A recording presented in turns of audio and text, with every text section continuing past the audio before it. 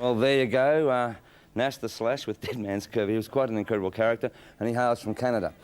All right, as I say, we've been talking about the Rock Awards, and actually it's a very proud moment for me next week because we think, finally, we have come up with probably the most prestigious Rock Awards you could ever have in this country.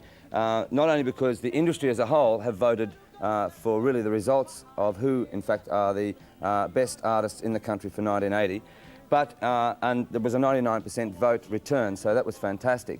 But also the fact that, you must remember, the Countdown's only presenting these awards, and I'm very happy to say that as presenters, Mr. Lee Simon from Nightmoves and Donnie, of course, from Sounds will all be there as presenters. So it's, the whole industry is getting behind this, and it's a show, as I say, with all the acts we've got on performing.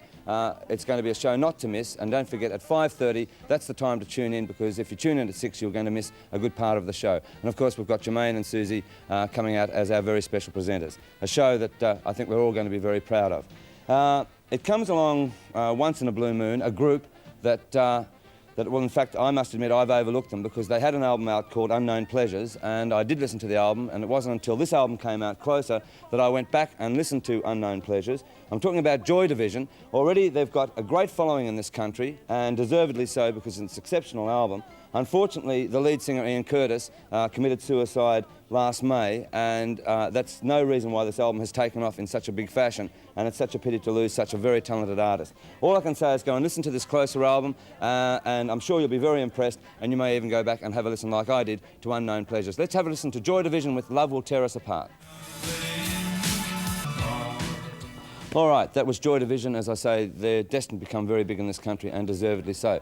One group that deserves all the success they can get now, and I'm talking about the Sherbs. And finally, we told you a couple of weeks ago that they were getting a lot of airplay with the Skill album in the United States, and finally they have broken into the American Top 100 with their single, and they've also broken into the Top 150 and roaring up the charts with the Bullet with the album The Skill. And all I can say is that it's great to see the Sherbs, who never lost confidence in themselves, and in fact I saw them at a local gig in Melbourne a couple of weeks ago, and they were very impressive, and I certainly hope, and I'm sure everyone in Australia, and especially the industry, wishes them the best of luck, and you deserve all you can get. And talking about skill, well, I mean, Dougie Walters, what happened there, eh?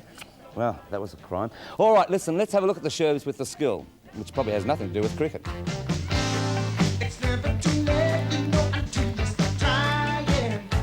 Just say, do not say, I have the skill, I believe, I have the skill. If there's a chance, I'll take it, and I know I have the skill, I have the skill. All right, that's the Sherbs and with the Skill, and well, it's taken skill to get them to the American charts. All right, this particular film is about to come out called The Idolmaker. I found it very entertaining, this film, not like a spate of films that came out last year. This one is quite entertaining, and there's some very impressive songs on this. This is one that I'm sure could take off on the Australian charts, and have a listen to it and you may be impressed as well. Here it is, The Idolmaker with Here Is My Love. I've been down, I've been played with and pushed around. I've been in, I've been out. Baby, this time there ain't no doubt. Here is my love. Here is my love.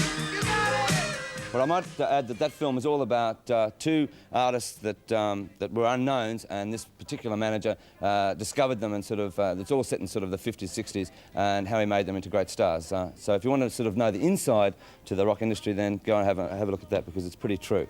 All right, this particular group, REO Speedwagon, or REO Speedwagon, with their new album called High Infidelity, is quite a sensational album, and it already holds the #1 spot in America, and I'm sure you'll be impressed with this one as well. Here is a track off it, Keep On Loving You, REO Speedwagon, or REO Speedwagon.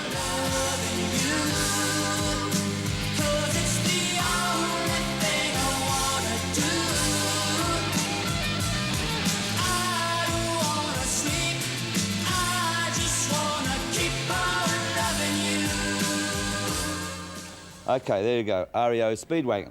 All right, this particular album is a compilation album of the Masters Apprentices, Hands of Time, and there were some sensational tracks that they came out with during the late 60s, early 70s. You probably heard a lot about Glenn Wheatley, who is now, in fact, the manager of LRB and has his own company, manager of Johnny Farnham and that. Well, Glenn, at one stage, used to be in this group, along with Jimmy Keys, who was the lead singer. It's quite...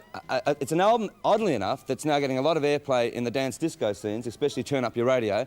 It's a great little album, and if you want to find out what happened in the late 60s and 70s, then tune into this album. And for those who are a bit into the mod thing, then this album's ideal. All right, it's called The Hands of Time. Miss Pat Benetar, who I was very impressed with about a year ago when I met her in New York, is quite a sensational artist. She has broken here in a very big way with this particular track called Hit Me With Your Best Shot, and that's only the start for Pat Benetar.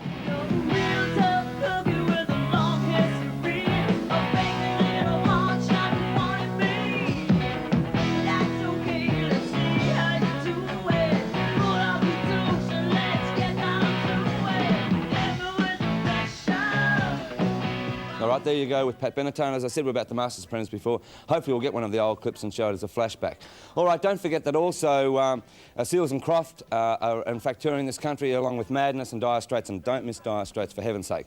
This particular guy is the drummer of Genesis, and he has got quite a sensational single out, and it deserves to go to the top of the charts here as it did in England. His name is Mr. Phil Collins, and I think it's one of the outstanding tracks for 1981. It's called In the Air Tonight, Mr. Phil Collins.